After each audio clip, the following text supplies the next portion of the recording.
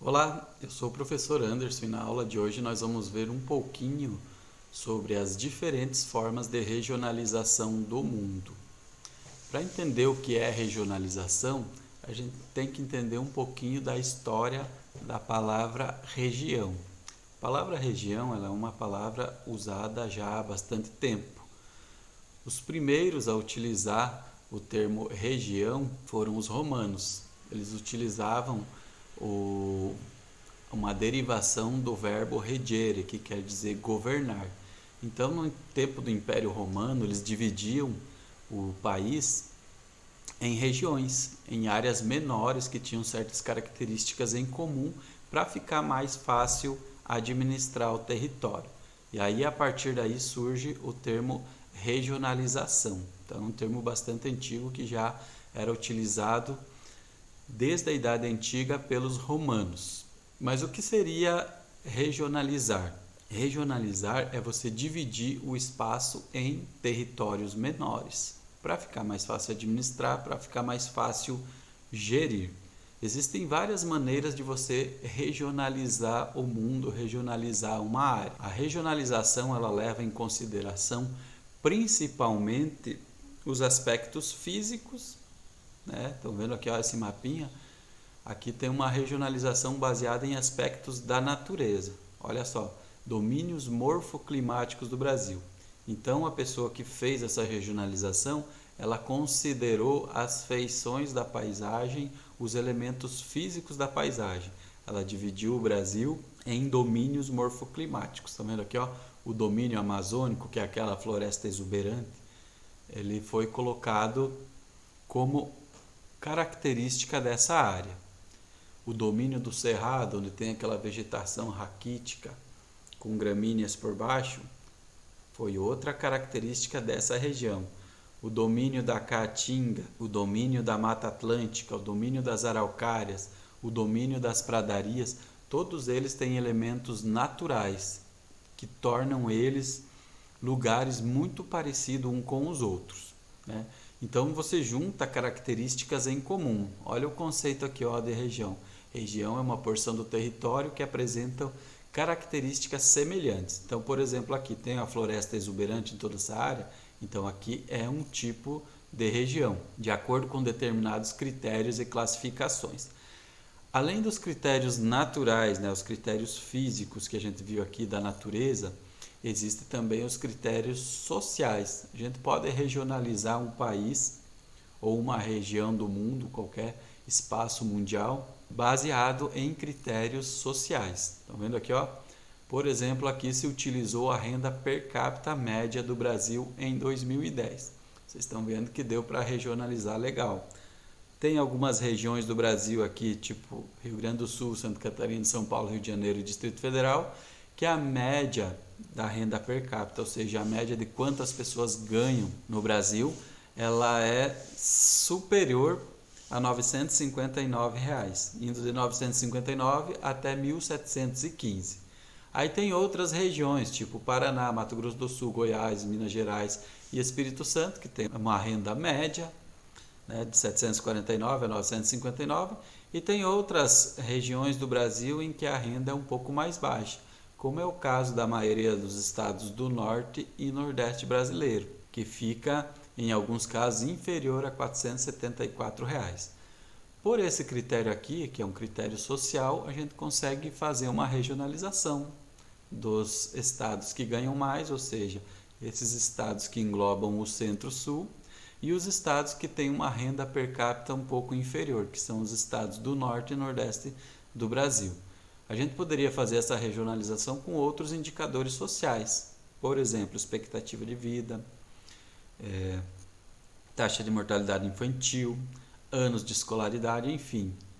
Pode ser regionalizado, portanto, o mesmo espaço. Olha aqui, ó, aqui tem uma regionalização que leva em conta critérios sociais, e aqui nós temos outra regionalização que leva em conta os critérios físicos, ou seja, critérios naturais. O mundo também pode ser regionalizado em grandes áreas geoculturais. Essa aqui é uma regionalização do mundo proposta pelo geógrafo Yves de Lacoste. Ele identificou no mundo certas áreas onde que as pessoas têm certas características em comum. Por exemplo, aqui, ó, para o Yves de Lacoste, os Estados Unidos e mais o Canadá, eles formam o grupo geocultural da América do Norte, que é um grupo onde as pessoas, em sua maioria, falam inglês, que foi colonizada pela Inglaterra e são países desenvolvidos e têm certas características próprias dele. Olha aqui, ó, já ele regionalizou o México, que é um país que vocês sabem que pertence à América do Norte, porém nessa regionalização geocultural ele regionalizou o México como pertencente à América Latina, não à América do Norte, porque o México ele é muito mais parecido com Brasil, Argentina, Peru e Chile do que propriamente com Estados Unidos e Canadá. Então ele regionalizou todo esse blocão aqui como bloco da América Latina. Aí ele fez a regionalização do bloco europeu. Aqui onde a maioria das pessoas são muçulmanos, ele regionalizou como um bloco islâmico, né? Então se pega do Marrocos até o Cazaquistão, você verá que é um mundo islâmico. Tem o mundo africano, ele regionalizou aqui a África Negra, que pega do deserto do Saara para baixo, ou seja, a África subsaariana, ele regionalizou essa área como mundo africano. O mundo indiano, que engloba aqui países como Paquistão, Índia, Bangladesh, que tem uma história em comum, que tem muitas características em comum. O mundo dos russos ortodoxos, que vai da Ucrânia até a Rússia, né, onde a religião predominante é a religião cristã ortodoxa. O Extremo Oriente, que pega países como Mongólia, China, Japão, as duas Coreias, Coreia do Sul, Coreia do Norte, ele regionalizou como Extremo Oriente, também tem muitas características em comum, características culturais. A Ásia do Sudeste, que pega o Vietnã, Laos, Camboja, as ilhas aqui do sul da Ásia. E por fim, ele regionalizou também a Austrália e a Oceania. A Austrália aqui ela engloba toda essa ilha grande aqui, mais para englobar a Oceania, a Nova Zelândia e essas outras ilhas pequenas aqui. Então, o geógrafo Yves de Lacoste ele considerou como critério principal as áreas geoculturais, né? Se, por exemplo, a Colômbia é parecida com o Brasil, ele agrupou numa área geocultural chamada de América Latina. Tanto que o pessoal lá dos Estados Unidos chama todos nós aqui de hispânicos. Eles não fazem distinção, por exemplo, que o Brasil ele é um país que fala português, que foi colonizado por Portugal. Eles, quando falam da imigração nossa aqui, culturalmente, eles nos classificam como hispânicos. Essa é uma forma de regionalizar o mundo, levando em consideração os aspectos geoculturais, as diferenças que existem entre as pessoas de várias partes do mundo. Tem outro jeito de regionalizar também o mundo, o critério da regionalização considerando os fatores ambientais. Olha aqui, ó, regionalização por critérios ambientais. Nesse mapinha aqui a gente vê que o mundo ele é regionalizado segundo a ameaça à biodiversidade. Então tem várias áreas do mundo onde a biodiversidade ela é ameaçada.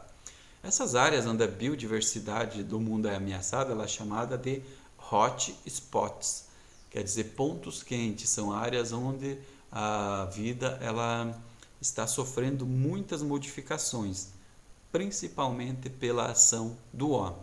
Vocês notem que nessa regionalização aqui nós temos áreas continentais, que são essas áreas verdinhas, por exemplo, ó, Mata Atlântica é uma área de grande ameaça para a biodiversidade, considerada um hot spot.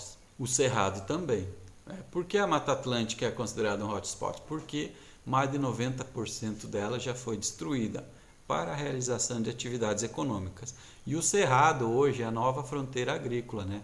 A fronteira agrícola está aqui nos limites do Cerrado e início da floresta amazônica. Então essas áreas aqui elas são consideradas de alto grau de ameaça.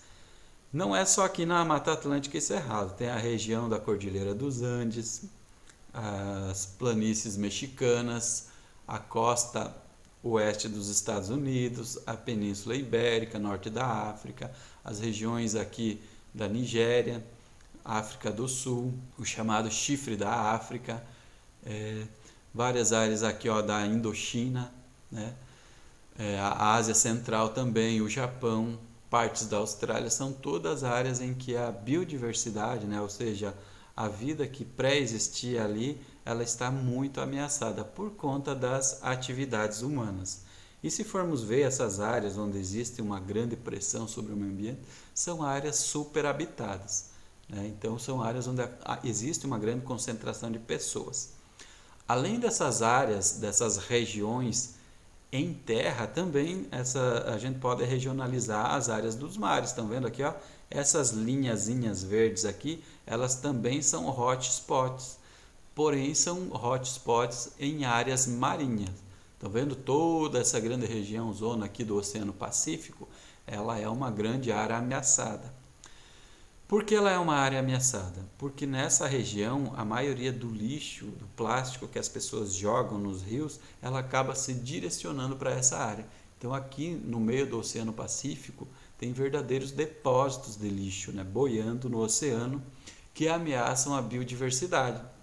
O resultado é que são áreas onde os peixes, né, ou seja, os peixes, as algas, a flora e a fauna, elas terão mais dificuldades em sobrevivência. Então, a gente consegue regionalizar o mundo com base em critérios ambientais, regiões onde a biodiversidade está mais ameaçada e regiões onde a biodiversidade ela está menos ameaçada. Nós podemos também regionalizar o mundo segundo o critério do estresse hídrico. Aqui nesse mapinha vocês podem ver que ele demonstra locais onde existe abundância de água, né? Ou seja, não tem tantos problemas assim em se conseguir uma água de boa qualidade para o desenvolvimento das atividades humanas, e áreas onde é muito difícil, né? Olha, estresse hídrico extremamente alto. Estão vendo aqui, ó? Então as áreas em verdinho são onde o estresse hídrico ele é relativamente baixo.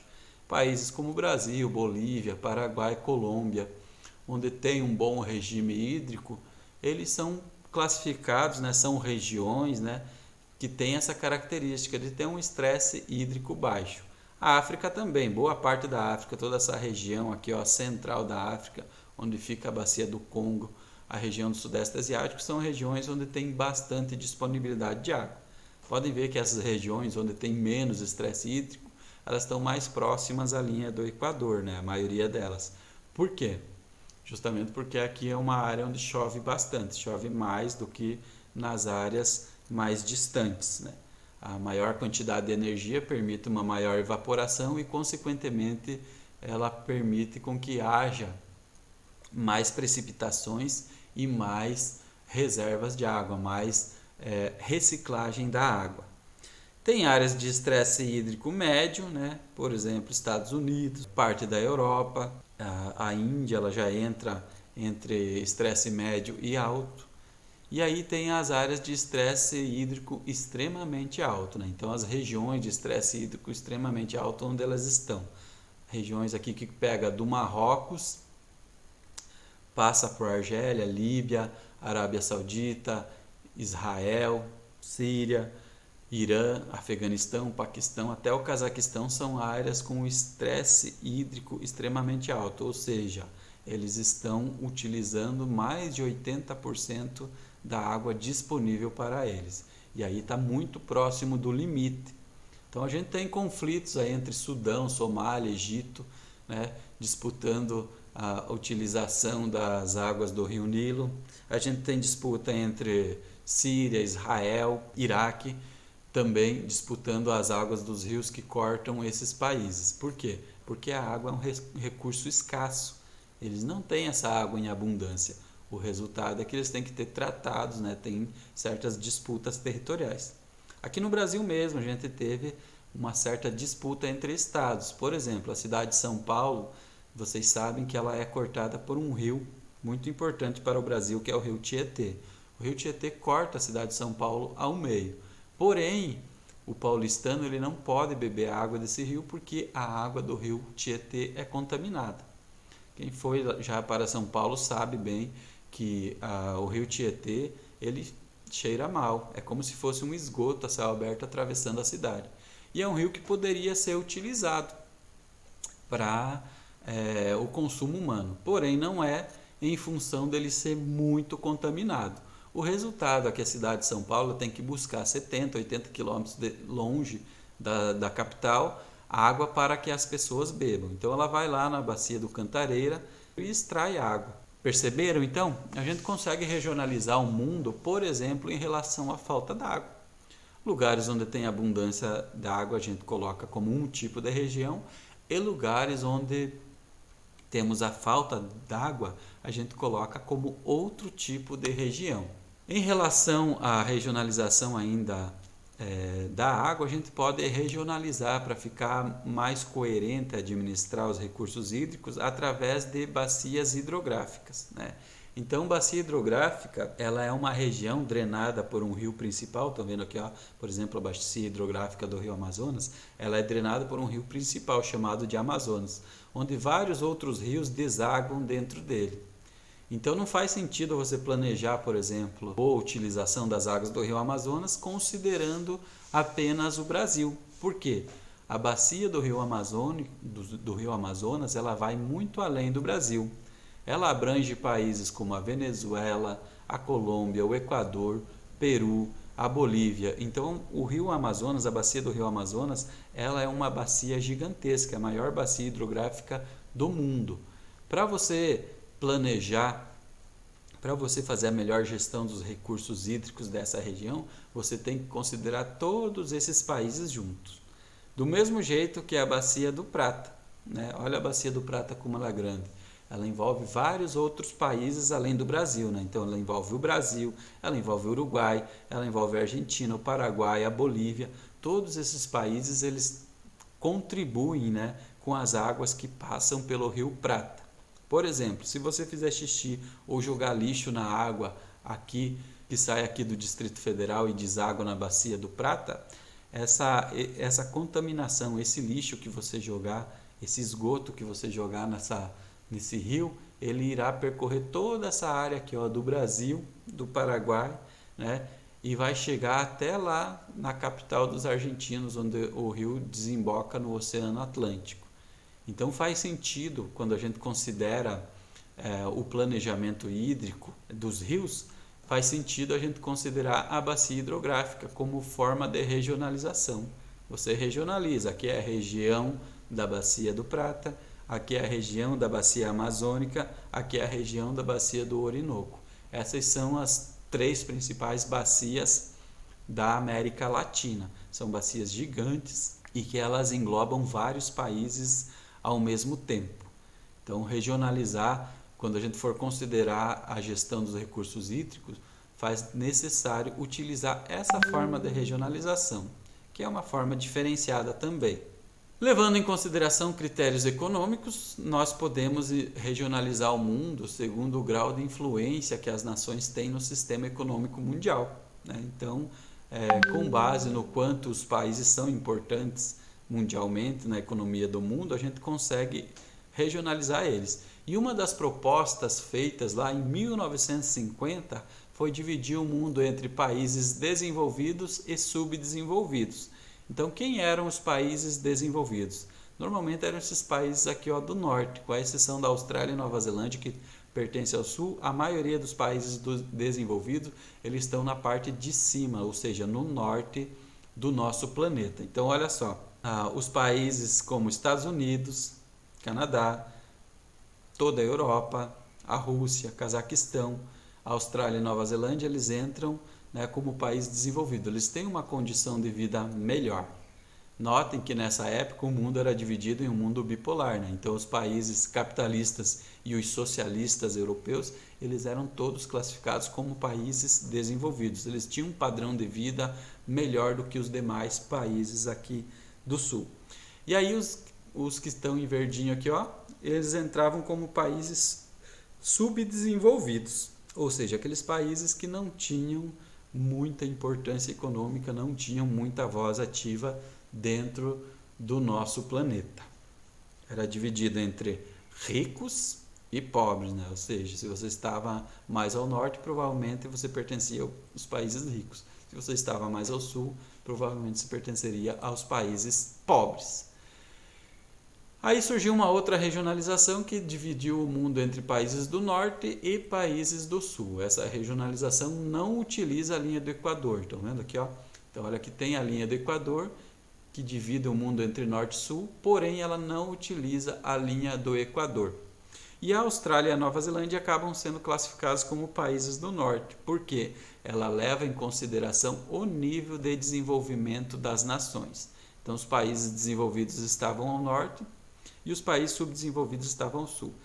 Essa linha aqui, ela mais ou menos dividia entre países industrializados e países que não tinham indústria nenhuma ou estavam se industrializando. Como é o caso do Brasil, Argentina, México, China, em 85 eles estavam se industrializando, né? Então não eram países plenamente industriais. Então é uma linha que, além de dividir entre norte e sul, também mais ou menos fazia uma divisão do trabalho, né? A divisão internacional do trabalho entre países que produziam tecnologia, países industrializados, ou seja, os nórdicos, e os países que forneciam matéria-prima, os países do sul. É uma forma de regionalizar o mundo também. Então vocês viram que existem várias maneiras da gente regionalizar o mundo. Você pode regionalizar o mundo, por exemplo, sob o critério de quais áreas plantam arroz. Então, você pode fazer a região do plantio do arroz, você pode fazer a região do plantio de soja, ou você pode fazer, como no caso dos Estados Unidos, a região do plantio de milho. Lá eles têm grandes cinturões, né, de produção. Tem o cinturão do milho, ou seja, a região do milho, tem o cinturão do trigo, tem o cinturão da soja. Enfim, eles têm várias regiões que predominam certas culturas. Você pode regionalizar o mundo em centros de alta tecnologia, em regiões, né, industriais, né, regiões modernas, regiões atrasadas. Você pode regionalizar o mundo com base em formações vegetais, né, tipos de floresta, como é o caso dos domínios morfoclimáticos que a gente viu. Você pode regionalizar o mundo segundo a biodiversidade, fazer um mapeamento de corais, você pode fazer a região onde os tucanos habitam, enfim. A forma como você vai regionalizar o mundo, você que define. Depende do critério que você quiser, você irá fazer certo tipo de regionalização. Então, essa foi a nossa aula sobre diferentes formas de regionalizar o mundo.